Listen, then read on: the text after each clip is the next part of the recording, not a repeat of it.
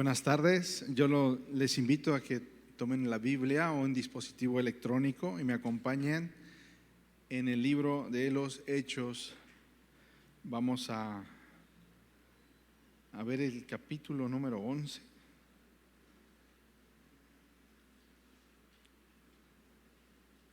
Y vamos a leer de los versículos del 1 al 18. Y les ruego que me sigan ahí con su Biblia. Yo tengo esta Biblia, es una Biblia que se llama Nueva Versión Internacional. Tenemos muchas traducciones bíblicas el día de hoy y esta es si se te hace difícil leer la Biblia, yo te recomiendo que leas la versión internacional o Dios habla hoy, porque es la que nos da un lenguaje más coloquial. La Reina Valera es un lenguaje más clásico, como el de Cervantes, un español antiguo, es poético, ¿verdad? Y traducciones como la Nueva Versión Internacional o Dios habla hoy, el lenguaje es un lenguaje como el que usamos todos los días en nuestra vida diaria y lo podemos entender. Déjeme le leo Hechos capítulo número 11, versículos del 1 al 18. Los apóstoles y los hermanos de toda Judea se enteraron de que también los no judíos habían recibido la palabra de Dios. Así que cuando Pedro subió a Jerusalén, los creyentes judíos lo criticaron, diciendo: entraste en casa de hombres incircuncisos y comiste con ellos.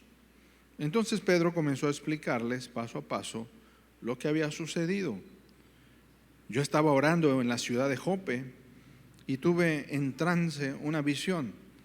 Vi que del cielo descendía algo parecido a una gran sábana que, suspendida por las 4 puntas, bajaba hasta donde yo estaba. Me fijé en lo que había en ella y vi cuadrúpedos, fieras, reptiles y aves. Luego oí una voz que me decía: levántate, Pedro, mata y come. Repliqué: de ninguna manera, Señor, jamás ha entrado en mi boca nada impuro o inmundo. Por segunda vez insistió la voz del cielo: lo que Dios ha purificado, tú no lo llames impuro. Esto sucedió 3 veces y luego todo volvió a ser llevado al cielo. Versículo 11. En aquel momento se presentaron en la casa donde yo estaba 3 hombres que desde Cesarea habían sido enviados a verme. El Espíritu me dijo que fuera con ellos sin dudar. También fueron conmigo estos 6 hermanos y entramos en la casa de aquel hombre. Él nos contó cómo en su casa había aparecido un ángel que le dijo: manda a alguien a Jope para hacer venir a Simón, que también llamado Pedro. Él te traerá un mensaje mediante el cual serán salvos tú y toda tu familia. Cuando comencé a hablarles, el Espíritu Santo descendió sobre ellos tal como al principio descendió sobre nosotros. Entonces recordé lo que había dicho el Señor: Juan bautizó con agua, pero ustedes serán bautizados con el Espíritu Santo. Por tanto, si Dios les ha dado a ellos el mismo don que a nosotros, al creer en el Señor Jesucristo, ¿quién soy yo para pensar que puedo estorbar a Dios? Al oír esto, se apaciguaron y alabaron a Dios diciendo: así que también a los no judíos ha concedido Dios el arrepentimiento para vida. Vamos a notar esa última frase. Así, dicen toda la multitud que escucha este discurso de Pedro, dicen: así que también a los no judíos, versión Reina Valera, gentiles, a los gentiles ha concedido Dios el arrepentimiento para vida. Si es la primera vez que vienes aquí a tu iglesia Península Viva, queremos que esta sea tu iglesia, que no dejes de asistir. Mi nombre es Alejandro Loya, soy pastor en la Iglesia Jesús de Nazaret en Costa Azul. y esta es iglesia hija de la iglesia Jesús de Nazaret. Y nuestro hermano Joel Castañeda es el pastor plantador de esta iglesia junto con un equipo que salió de Jesús de Nazaret para este proyecto tan bello como vemos el día de hoy, que está alcanzando a muchas personas, y tú eres parte de esto. Te pido dos cosas. Aquí vamos a hacer dos cosas. Número uno, vamos a leer la Biblia, porque es una iglesia, ¿eh? Vamos a leer la Biblia. Número uno, y si puedes conseguir una Biblia, va a ser maravilloso que tú tengas una Biblia y la puedas tocar, subrayar, marcar, llevar donde vayas, lleva una Biblia. Y número dos, vamos a orar, ¿sí? Aquí hacemos esas dos cosas. ¿A qué vas a la iglesia? Pues a leer la Biblia. ¿Y qué más? Voy a orar también. Así que acompáñame, porque vamos a orar.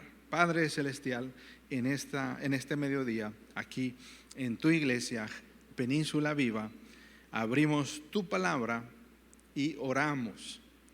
Y en este momento queremos que sea tu Espíritu Santo, el mismo Espíritu que descendió en Hechos capítulo 2 sobre la iglesia en Jerusalén, en Hechos capítulo 10 y 11 sobre los gentiles, el mismo Espíritu Santo descienda en este lugar, moviendo los corazones y transformándolos, llevándolos al conocimiento de tu palabra. Oramos en el nombre de Jesús.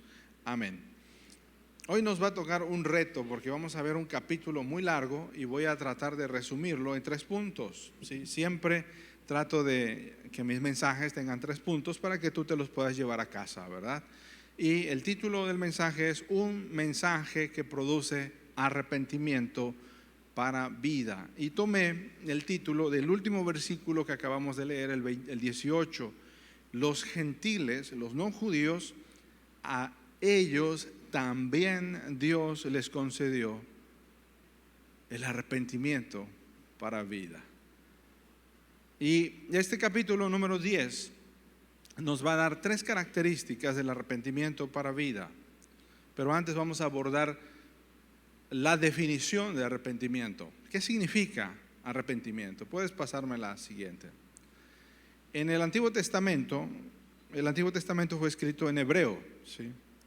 Tienes tu Biblia y vas a darte cuenta que una tercera parte de tu Biblia es el Nuevo Testamento y 2/3 partes, o sea, la parte más gruesa, es el Antiguo Testamento.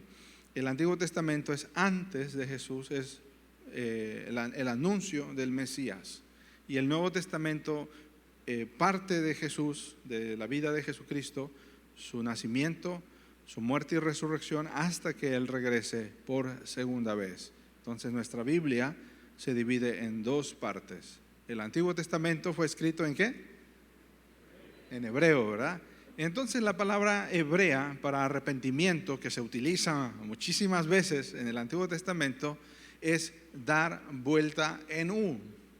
¿Sí? Como cuando vas en un camino y dices, ups, creo que me equivoqué de camino, tengo que regresarme. ¿Sí? Das vuelta en U. Y en hebreo se pronuncia shub, ¿no? Entonces shub es dar vuelta en U, arrepentirse. Mire, Dios nos atrae hacia Él mismo, pero nuestra naturaleza nos tiende a alejarnos de Dios. Imagínate, tu corazón se va alejando de Dios. ¿Y qué crees que le ocurre a un corazón que se va alejando de Dios? Se va endureciendo. ¿Sí? Se endurece, se hace como una piedra dura, como un pedernal, una piedra mineralizada tan dura que no puede penetrar un martillo, ¿verdad? Entonces, entre más lejos estés de Dios, tu corazón se endurece. Y cuando Él te llama a acercarte a Él, tu corazón se enternece, se hace sensible. Ya no es un corazón de piedra, sino dice la Biblia que es un corazón de carne, un corazón sensible. Y a veces decimos, es que ese hombre tiene el corazón de piedra, ¿verdad? Porque no siente, ¿sí? No le importan los sentimientos. Y amigos, hermanos, has llegado aquí porque Dios te está llamando, porque quiere enternecer tu corazón. Y dice la Biblia que ya no va a escribir sus palabras en tablas de piedra. Porque ¿qué crees que les pasa a las tablas de piedra? Le pasó a Moisés, ¿verdad? Bajó y dice, se enojó y se rompieron, ¿no? Las tablas de piedra se rompen. Dice que va a escribir los mandamientos en nuestro corazón, sensible, ¿verdad? Obediente a Él. Este es el término hebreo. Vamos al término en griego. Ahora, el Nuevo Testamento, que es de Jesús y sus apóstoles, fue escrito en griego y es metanoia, ¿sí? Consta de dos partes la palabra metanoia. Meta es cambio. Por eso en el fútbol se le llama guardameta, ¿no? ¿Cuántos juegan fútbol? Es el guardameta, el portero, porque llegas, metes gol y pues en inglés gol es meta, ¿no? Gol es meta. Entonces, cuando ocurre eso, hay un cambio en el partido, ¿sí? Alguien va ganando. Cuando tú has corrido, si alguna vez has corrido 5 kilómetros o 3 kilómetros, te está esperando una ambulancia con oxígeno, ¿verdad? Porque nunca has hecho. Entonces llegas y pasas la meta y dices, algo ocurrió, lo logré, ¿no? Logré llegar a la meta, ¿sí? Pero la segunda parte es nous o noeo, que significa dirigir la mente hacia. Entonces, si juntamos las dos palabras, ¿qué nos diría esa metanoia? Que nuestra mente se dirige ¿a dónde? ¿A qué? A un cambio. Y todos nosotros hemos querido un cambio. ¿Y qué decimos? Cambia tú y yo cambio, ¿no? ¿Sí o no? Ha pasado eso en la casa, ¿no? Yo voy a cambiar hasta que tú cambies, ¿no? ¿Y qué creen? Nadie cambia. Nadie cambia porque no podemos cambiar por nosotros mismos. Necesitamos una ayuda externa. Es decir, que llegue un mensaje que produce metanoia, que produce shuv, que produce volver en dar la vuelta en porque yo sé que ese camino me va a llevar a un barranco, a un despeñadero, no solo a mí, sino a toda mi familia. Voy a un abismo sin fondo que me va a devorar. Entonces, ese camino no es bueno. Tengo que retornar al camino. Por eso, a los cristianos de Hechos de los Apóstoles no se les llama cristianos, sino hasta el capítulo 11. Se les llamaba los del camino. Sí, están estudiando Hechos, ¿verdad? Pastor, has hecho un buen trabajo ahí con tus devocionales. Se les llamaba los del camino. ¿Por qué? Porque habían dejado su camino que los endurecía y habían vuelto a el camino que es Jesús. Se habían regresado. Su mente ahora dirige su mente hacia Cristo, porque es el único que puede producir ese arrepentimiento. Bien, vamos a ver las tres características rápidamente que surgen del capítulo número 10. Regresamos un capítulo, leímos 11 del 1 al 18, ahora vamos a leer 10 y todo el capítulo 10 y vamos a hacerlo bien, ¿verdad? Entonces, un mensaje que produce arrepentimiento para vida. Número 1, este mensaje requiere tiene un requisito, así como cuando vas a la oficina de recursos humanos, 5 años de experiencia, no que hable inglés, que maneje Excel, que maneje Word, tienes todos unos requisitos para entrar al empleo de tus sueños. El único requisito que Jesús pide para que escuches el mensaje es que tu vida esté destartalada. Es que no cumplas los requisitos. Eso es lo que quiere. Y leemos, fíjese quién está aquí en esta historia. Sí, vea, vivía en Cesarea un centurión llamado Cornelio del regimiento conocido como el Italiano. Un centurión es un comandante. Se le llamaban centurión originalmente siglos antes porque era el comandante de 100 soldados. Entonces un comandante no les dice, a ver papito, vamos, levántense todos, muñecas, vamos a salir a hacer ejercicio, ¿verdad? No dice así, ¿verdad? ¿Cómo trata un comandante a sus soldados? Rudo, ¿verdad? Entonces, este centurión no era un hombre suave, era un hombre rudo, porque era un centurión romano y bajo las órdenes del Imperio Romano, un centurión que no daba resultados, lo eliminaban. ¿Sí? La tropa se le rebelaba o su comandante, el que estaba más arriba, pues lo quitaba, lo descabezaba porque no está funcionando. Entonces, Cornelio es este hombre, vive en Cesarea de Marítima. Ahorita les voy a mostrar un mapa. No sé si está el mapa por ahí, pero podemos verlo. Creo que está en la segunda o la tercera diapositiva. A ver, chécame. Ahí está el mapa. Bien, esa es la Tierra Santa. Usted está viendo la Tierra Santa. Al sur ve el Mar Muerto. De su lado, de este lado, tenemos al Mar Mediterráneo, ¿verdad? Y a la mitad de ese territorio viene un río, que es el río Jordán, que baja de los montes Líbano.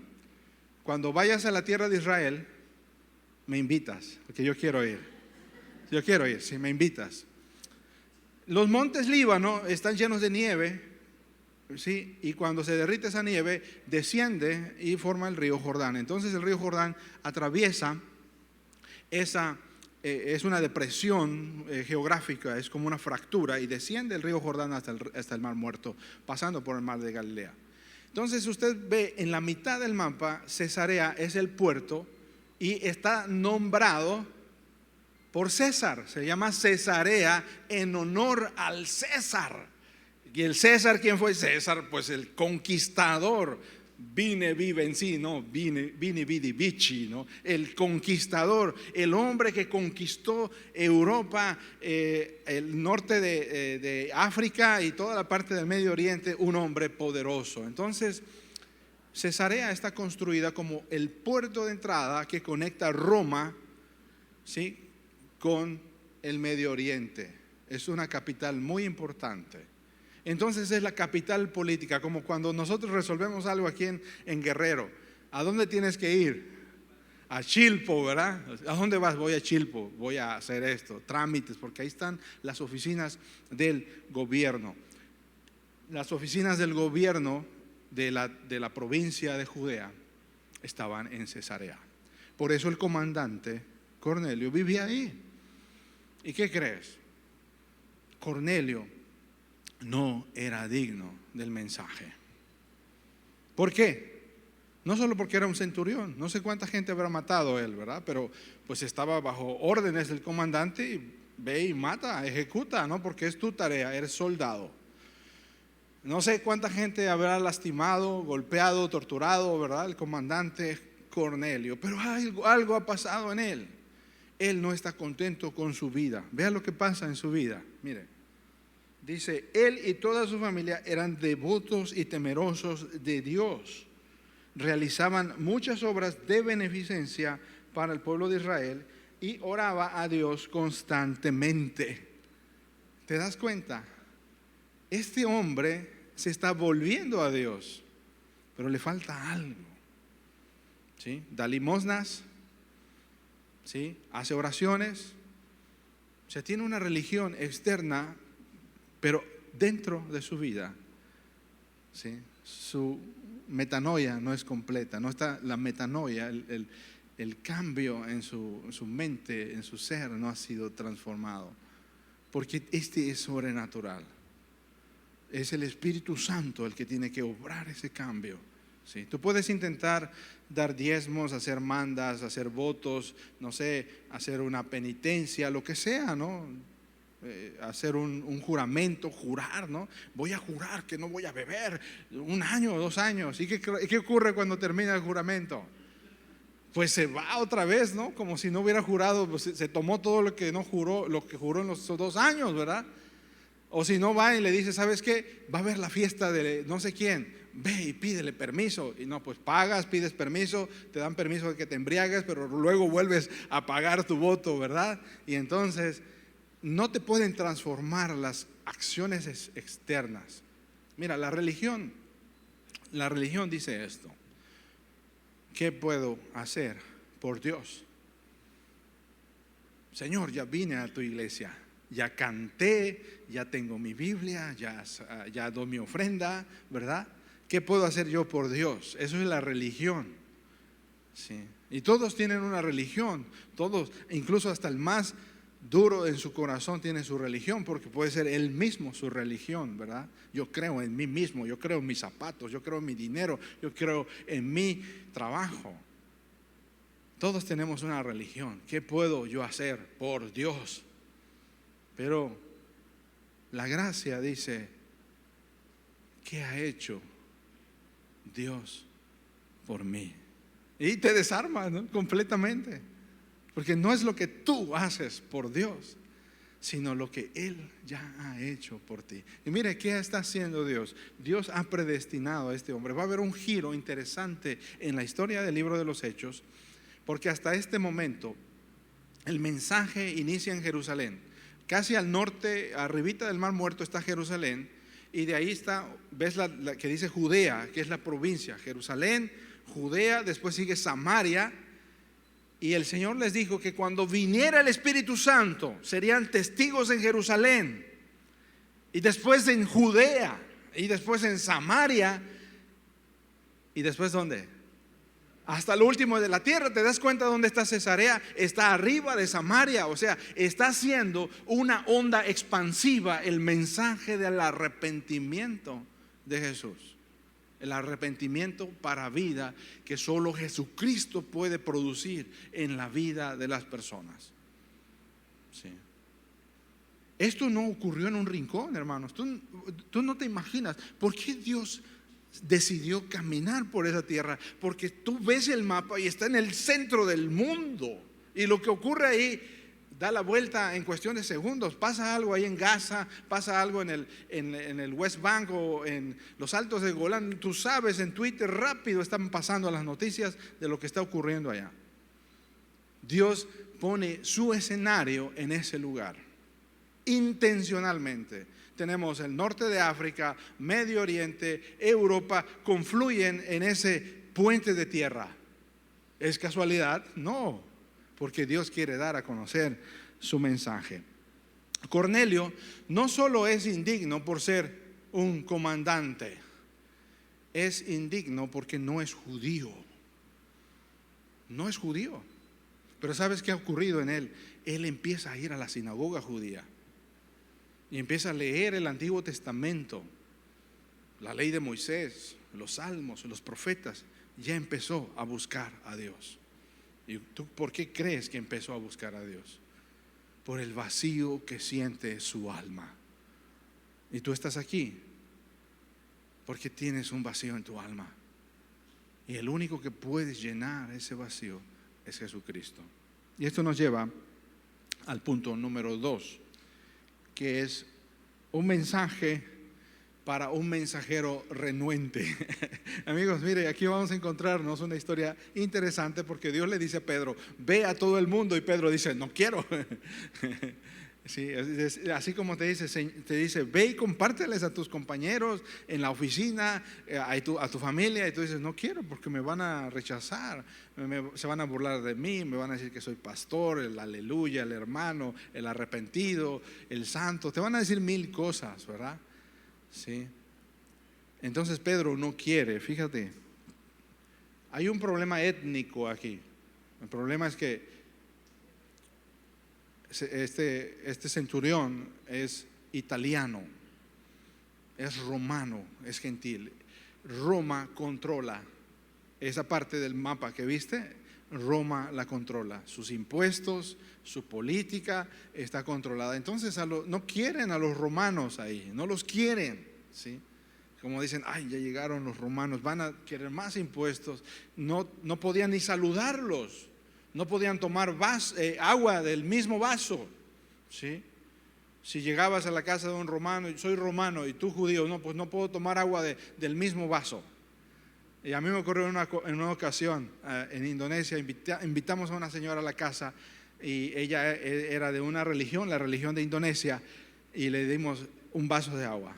Y dice, no puedo tomar agua de tu casa porque tú eres cristiano y yo soy de esta religión. No puedo tomar agua del mismo vaso. Así, ¿tú cómo te sentirías que te rechazaran un vaso de agua, verdad? Te ofenderías. Pero esa es una cuestión étnica y religiosa que está ocurriendo aquí. Entonces, Pedro tiene que experimentar estas dos palabras. ¿Cuáles son las dos palabras con las que iniciamos? Arrepentimiento, ¿verdad? En hebreo, shub, y en griego, metanoia. Están tomando nota, muy bien. Tienes buenos alumnos, hermano. Sí, bien, buen trabajo. Pedro necesita también un cambio. Él es cristiano, es discípulo de Jesús, pero no puedes mantenerte siempre estancado.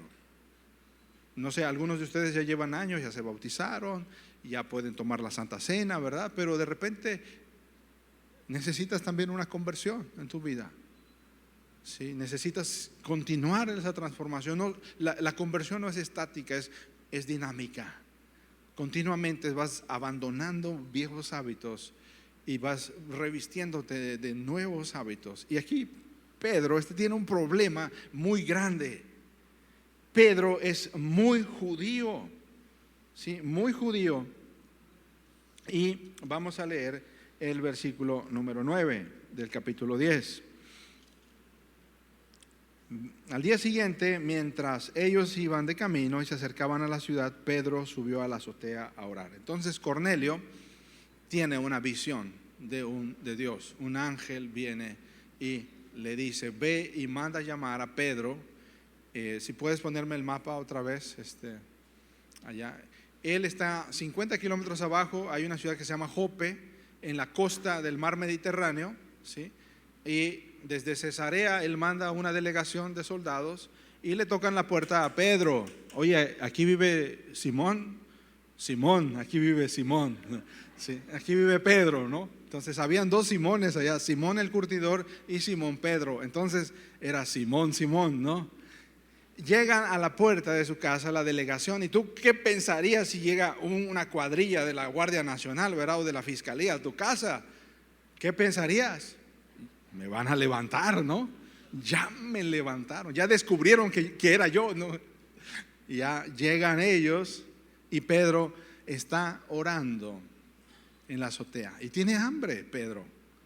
Mientras tanto ya mandó la delegación desde el día anterior. Son 50, 60 kilómetros. Nosotros llegaríamos en 2 horas a Chilpo, ¿verdad? 90 kilómetros, pero ahí no tenían la autopista del Sol. Nosotros tenemos automóviles, ellos tenían 2 patitas, ¿no? Iban a pie, caminando, ¿verdad? Llegaron a buscar a Pedro.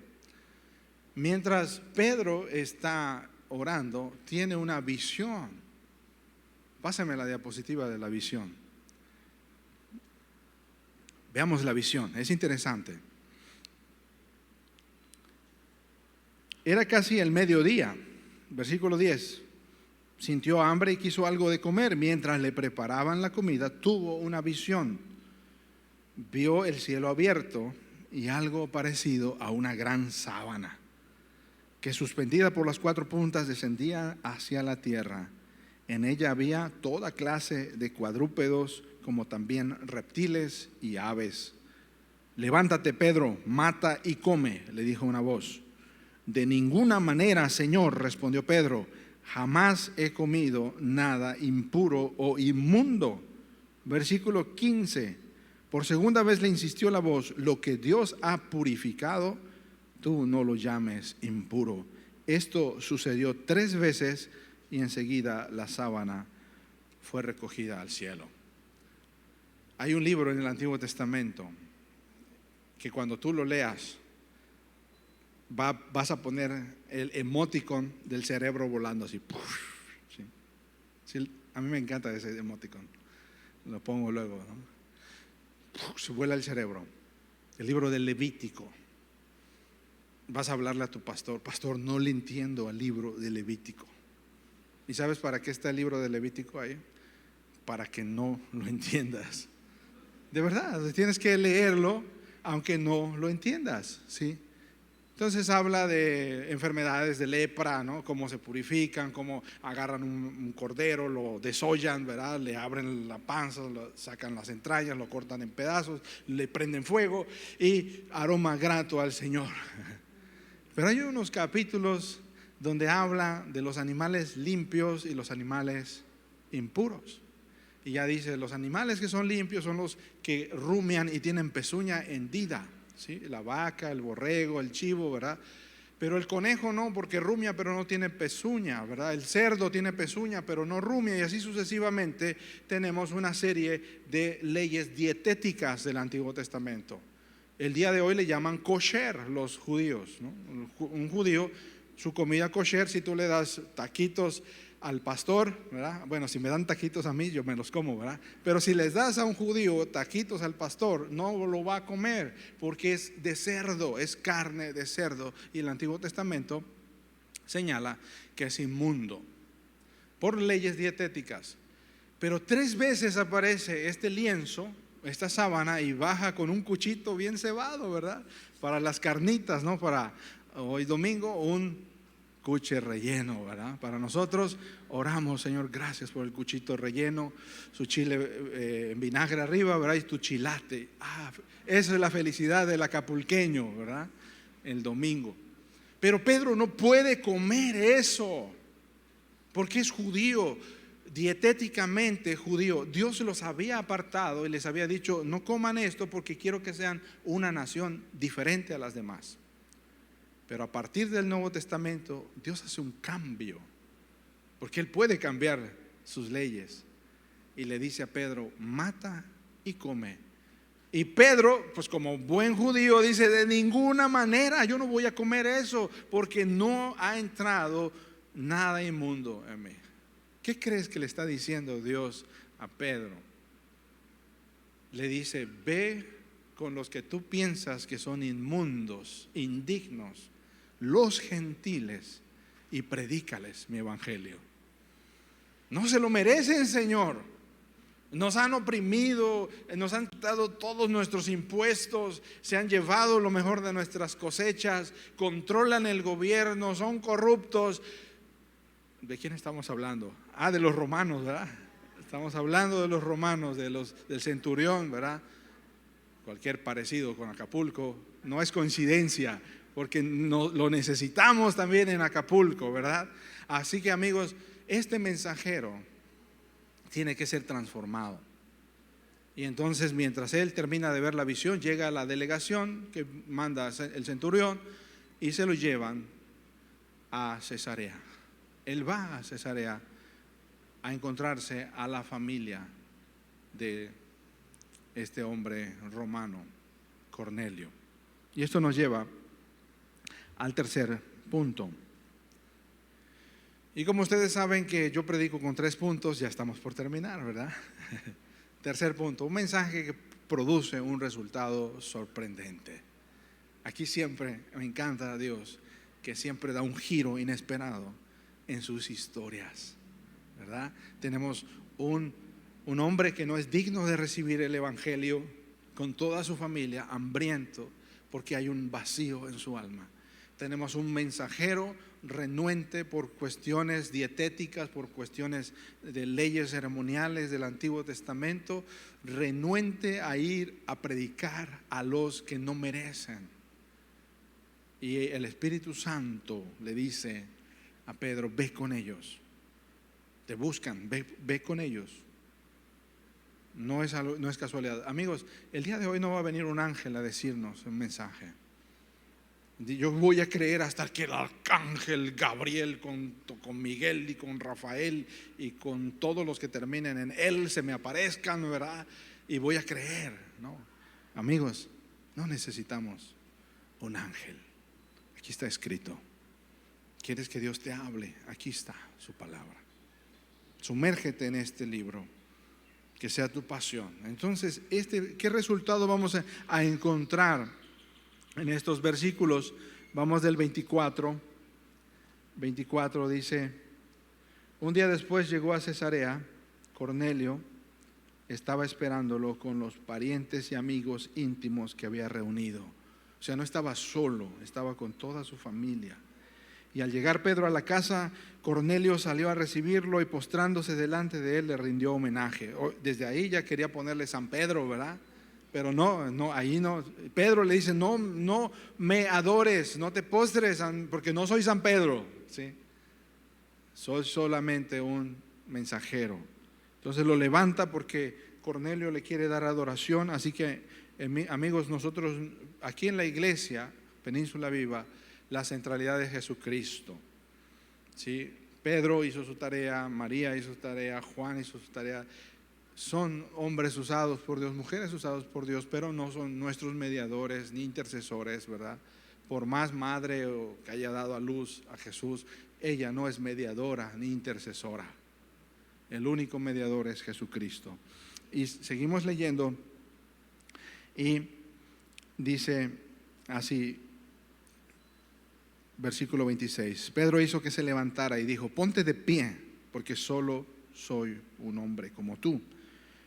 Pedro entró en casa conversando con él y encontró a muchos reunidos. Entonces habló así. Fíjese cómo habla. Qué soberbia de Pedro.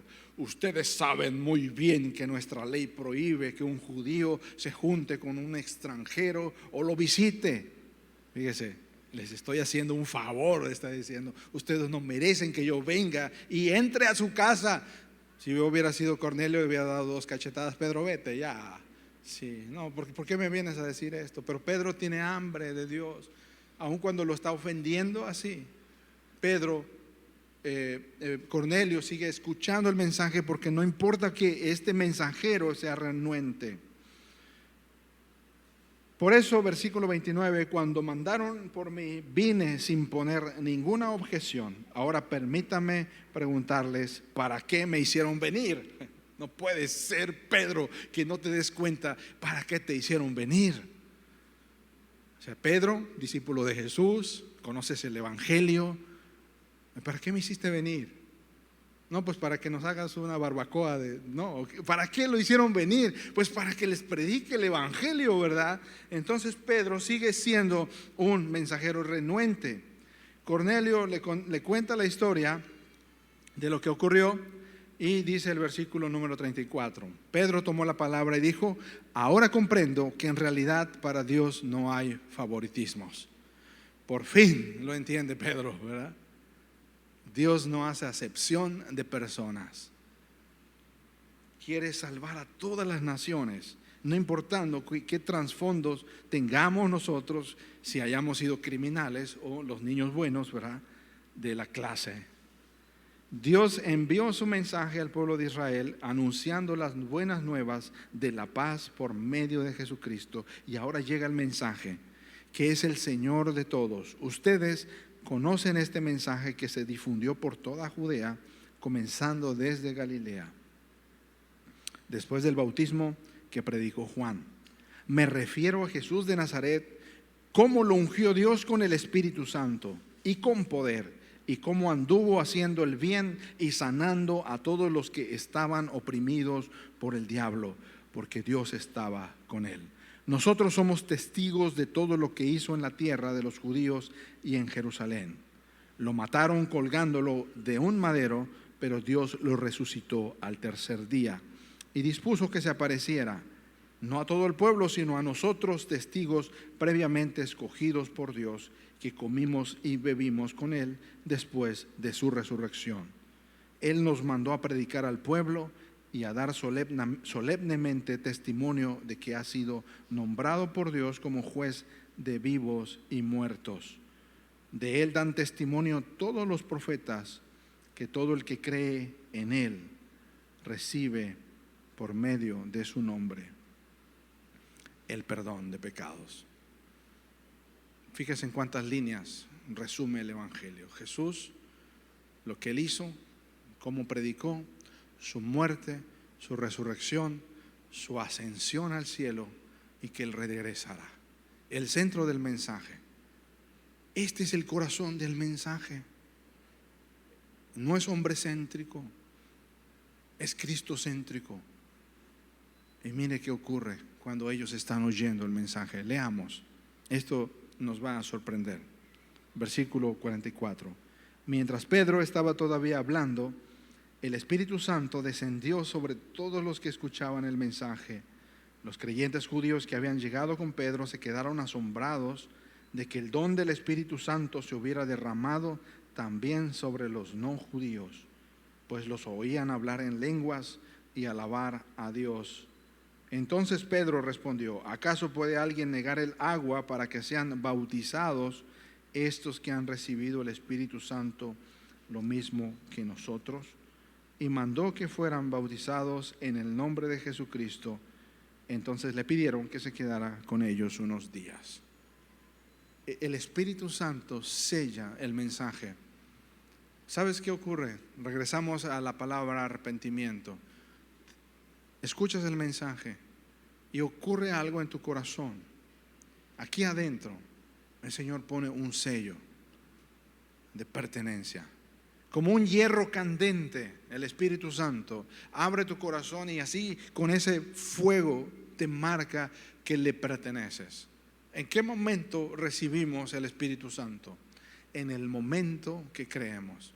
Aquí hay una evidencia porque está mostrando cómo los judíos, los no judíos se incluyen en el pueblo de Dios. Los italianos, los romanos son incluidos como gentiles en el pueblo de Dios. Y tiene que haber esa evidencia como ocurrió en Hechos capítulo 2.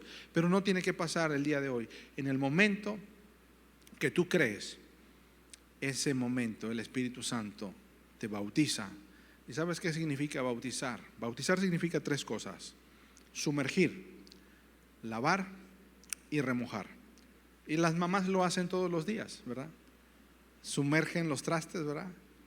Los remojan y los lavan, ¿sí o no? La ropa, sumergen la ropa. Las verduras llegan del mercado y ahora nuestra vida. El agua no puede limpiar nuestros pecados. ¿Cuántos ríos papagayos necesitaríamos para lavar nuestros pecados? Para entrar a lo más profundo de nuestra alma y que esa mugre de nuestra maldad, de nuestra mala conciencia sea limpiada. El Espíritu Santo lo hace. Por eso dice, serán bautizados con el Espíritu Santo.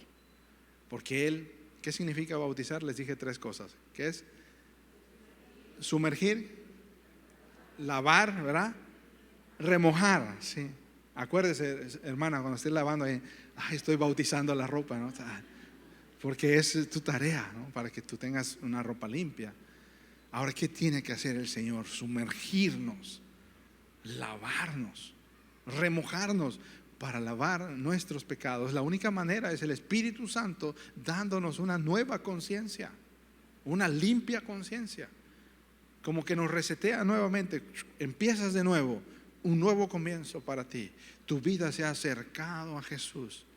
Ese es el arrepentimiento para vida. Y el día de hoy tendremos dos sacramentos que apuntan al arrepentimiento para vida.